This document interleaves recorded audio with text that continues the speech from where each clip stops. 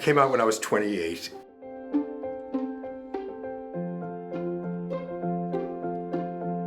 Was like working towards telling my parents, and I told my sister, and then I just decided to like tell my dad first, and so I wrote him this letter saying, you know, that I was like 90% sure or 70 or 80% sure that I was gay. And then after several months, I decided to tell my mother as well, and the first they called me up, the first thing my father said to me, I thought you were only 80% sure.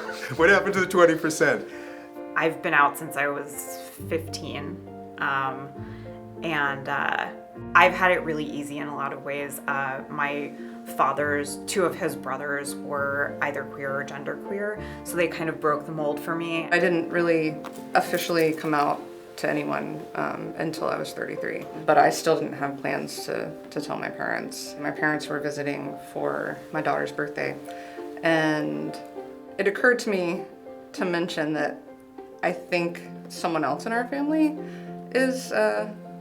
might be gay, but it's a young person. And I said, if this person comes out to you one day, you can't treat them any differently.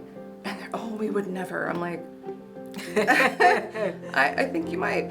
And my mom, out of the blue, goes, are you coming out?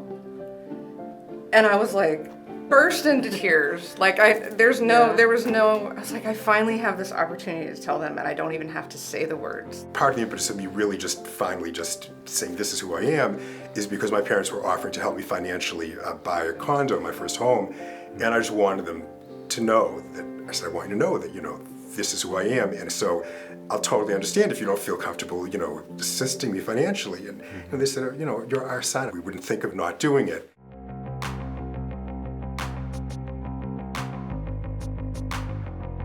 I think it's having the courage to open yourself up, to see a different perspective, a different point of view, because the way I live is different from others.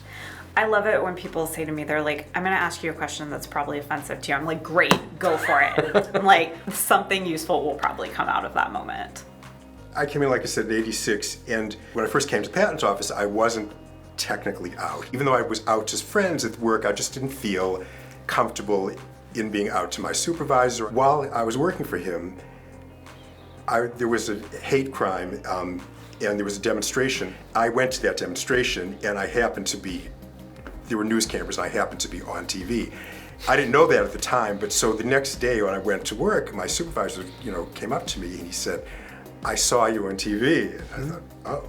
And then he said, it was good what you did. So, I mean, I've often been surprised. When they offered me the job, I said, this is the only condition. I'm getting married, so I have to go down to Hampton Roads for this week, and this is gonna be our honeymoon, and everything's scheduled and paid for. So my supervisor is like, oh, of course, you know, we'll give you the week off. And you know, everybody kind of talked around it, but it made me feel really comfortable. And somehow the word got around.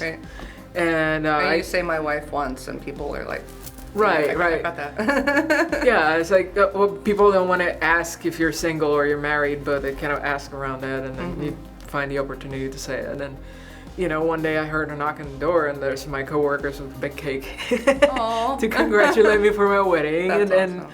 So those, you know, that's the moment where you feel so much lighter. It's like, huh. Yeah, the first time I actually got involved with Lambda PTO was actually contacting you about one of my incidents. You kind of mentored me a little bit, and I became a faithful member of Lambda, kind of passing on the torch. I think Lambda is a great organization for USPTO. One of my uncles, he developed HIV when I was 10 or 11. And he passed away. I had always hung out with him and his partner, but to be honest, like, I was a kid, so I just assumed that they were roommates. One day we were hanging out in the basement playing pool, and my sister asked him why he lived with my Uncle Steve, and Jim said, because I love him. This light bulb went off in my head, and I was like, oh my gosh. And I ran up the stairs and I said, Dad, Steven's gay. And he was like, 10-4. So where were you?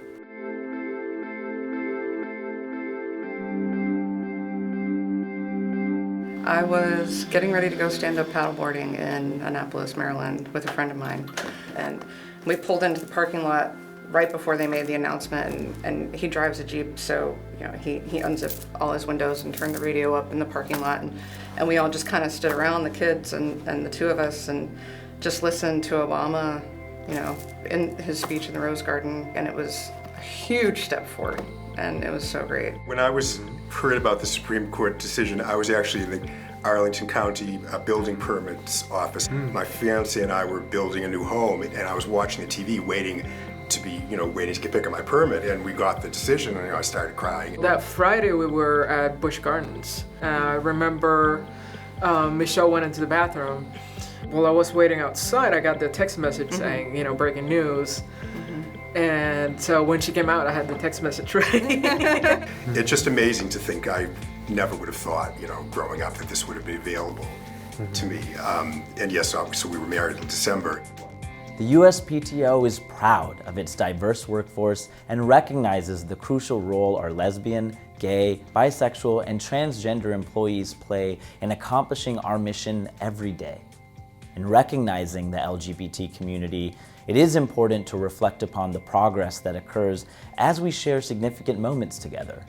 While historic Supreme Court rulings don't happen every day, meaningful conversations can.